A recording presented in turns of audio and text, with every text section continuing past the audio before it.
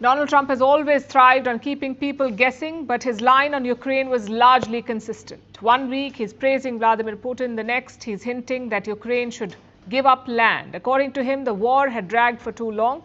A peace deal was necessary, and that meant a compromise. But then came New York. The US president landed in the city for the United Nations General Assembly, as you just saw, and suddenly his tone changed. He asked Ukraine to win back all the land. He called Russia a paper tiger. He said NATO should shoot down Russian jets and drones. It's a full 360-degree, a U-turn that nobody really saw coming. So what happened here, and what does it mean for Ukraine and the world? Let's start with the statements. On Tuesday, there was a meeting between Trump and Zelensky, the presidents of the US and Ukraine. They met on the sidelines of the United Nations General Assembly, the UNGA. Zelensky came with a clear mission: to convince Trump that Ukraine could still win. And by the end of it, Trump did look convinced. Well, the biggest progress is that the Russian economy is terrible right now. It's, as you know, it's crashing. And that, frankly, Ukraine is doing a very good job of stopping this very large army. So Trump says Moscow was running out of steam and that this was the time to push back. Then he went on social media and posted this, I'm quoting, "I think Ukraine, with the support of the European Union, is in a position to fight and win all of Ukraine back in its original form." And there's more. Russia has been fighting aimlessly for 3.5 years, a war that should have taken a real military power less than a week to win.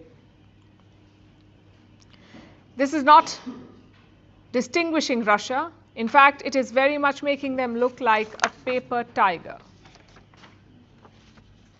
So Trump seems to be Ukraine's new cheerleader.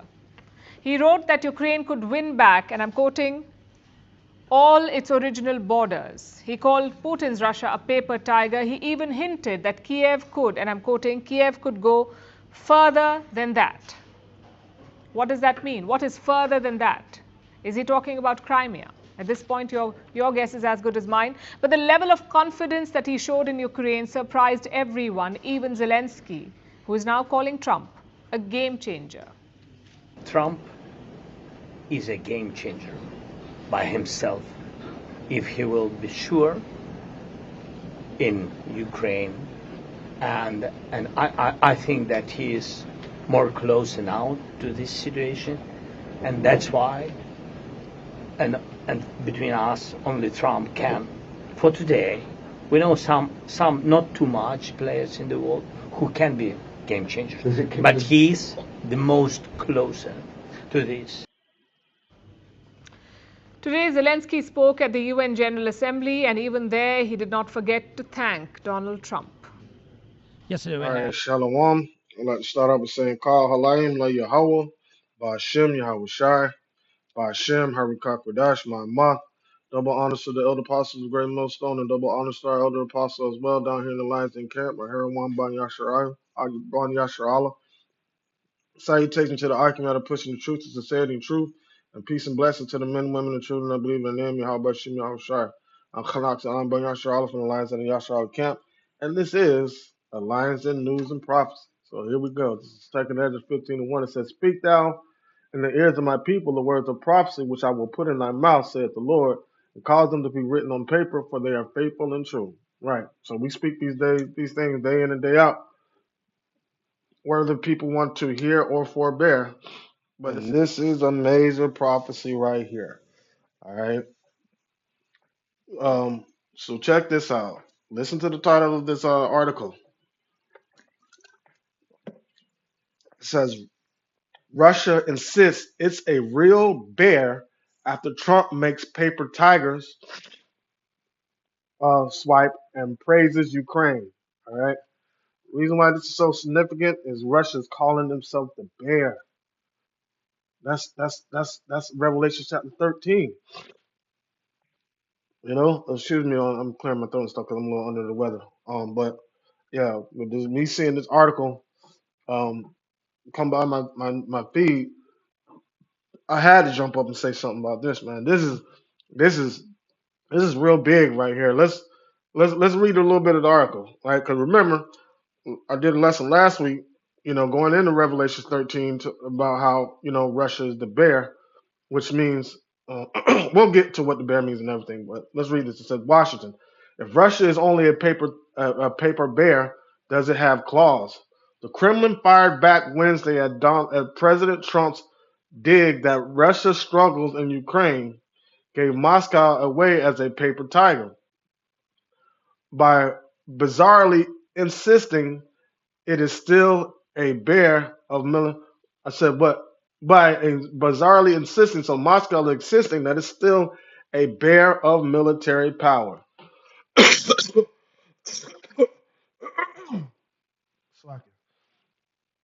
It says Russia is by no means a tiger. Russia is traditionally seen as a bear, and the bear has woke up out of hibernation. There's no such thing as paper bears. Russia Russia is a real bear, Kremlin spokesperson Dmitry Peskov told RBC Radio. There's nothing paper about her. See that? Schlocky. All right, Schlocky for that. I had to go make me some tea real quick. See that do the trick. Whatever this is, it's stubbornness. I don't know what. Y'all be careful out there. Some Esau spraying that shit again. It's going around.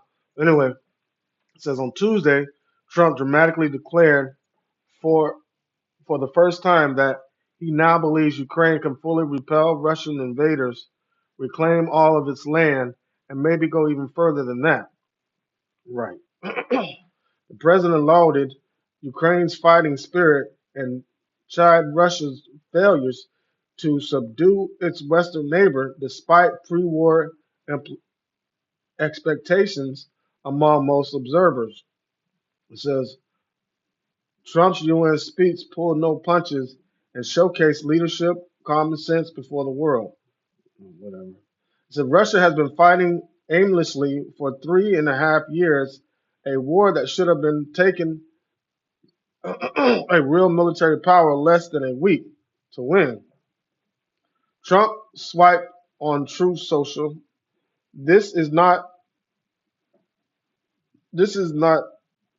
distinguishing Russia. In fact, it is very much making them look like a paper tiger.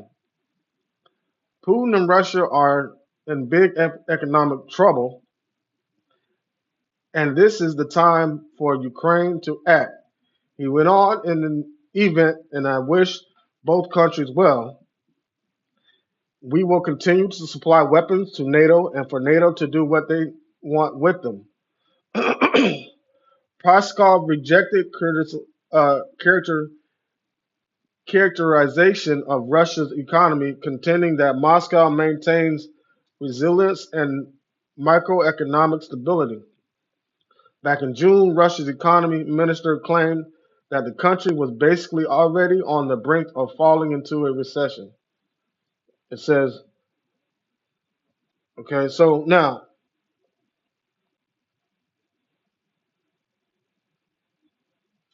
let's go into, so right now, America and Russia are at an economic battlefront with the sanctions that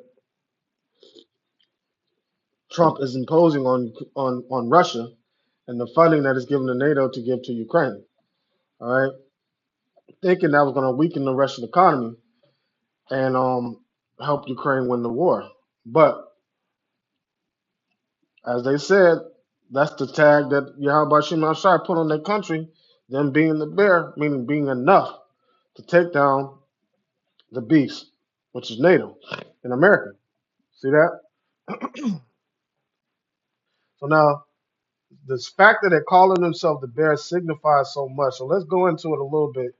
Revelation 13:1, it says, And I stood on the sand of the sea, and I saw a beast rise up out of the sea, having 7 heads and 10 horns, and upon its head 10 crowns, and upon its head the names of blasphemy. That's going into basically Revelation 13 goes into the infrastructure of Rome, uh, European Union, NATO, and America. The rebirth of wounding of Rome and the rebirth of Rome. All right, it says, verse 2, it says, the beast which I saw was like unto a leopard, that was the beginning, and his feet was like unto a bear, all right, and his mouth was like a lion, the mouth of a lion, and the dragon gave him his power and his seat and great authority. And you know, the feet is at the end of the end of the thing. So let's go into that.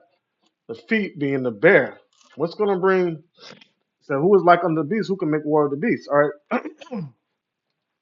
So art arctos, which is abstractly by ferocity, right?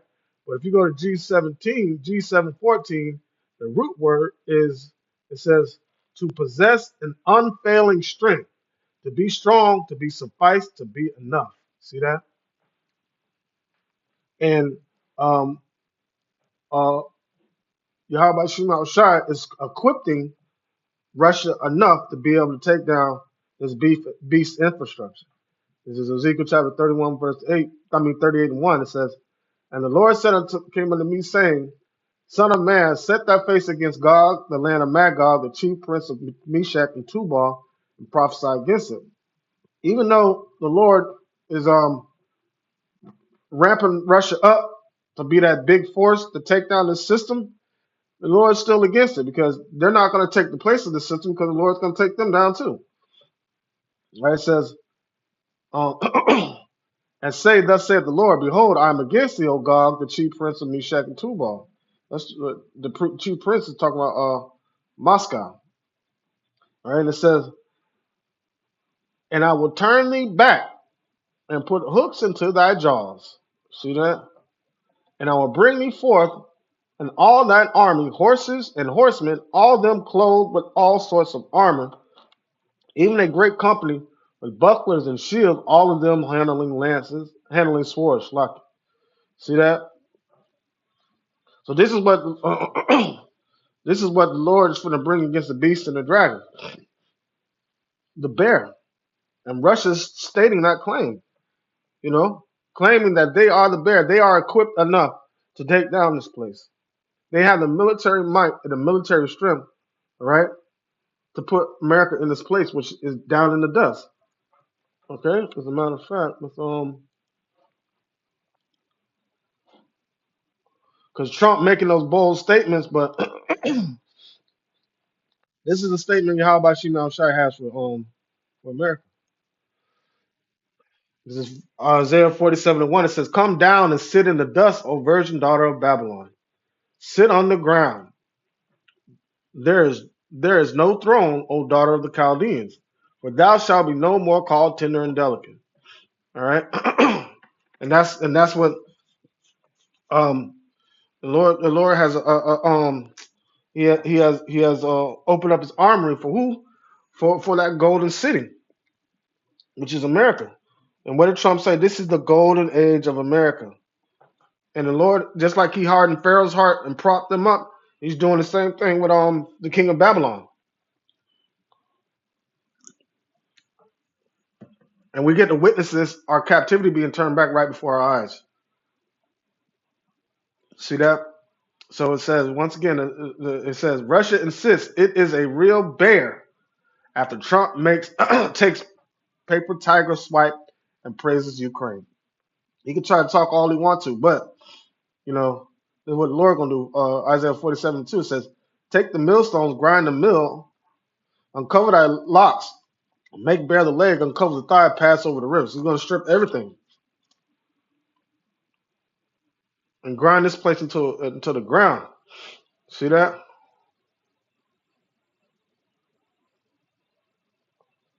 It says, thy nakedness shall be uncovered, thy shame shall be seen, and I will take vengeance, and I will not meet thee like a man. The Lord's coming to meet this place with straight power. And America's so blind they can't even see it. So that's the judgment that Yahweh Shema Shai has on this place, man. So I just want to touch on that a little bit. Might go into it a little bit more because there's another article similar to this I want to go into. But Lord, when this lesson edifying the service purpose for the hopeful elect, the ones truly believe in the name Yahweh Shem Yahweh Shai. With that, I'd like to say Kal Halayim, La Yahweh, Bashem Yahweh Shai, Bashem Harikak Radash Ma'amah. Double honors to the elder apostles, great millstone, and double honors to our elder apostles as well. I heard one down here in the Lions Den camp. Salutations to the Archimate that puts in the truth, the sincerity, and truth. And peace and blessing to the men, women, and children that believe in the name Yahweh Shem Yahweh Shai. Shalom.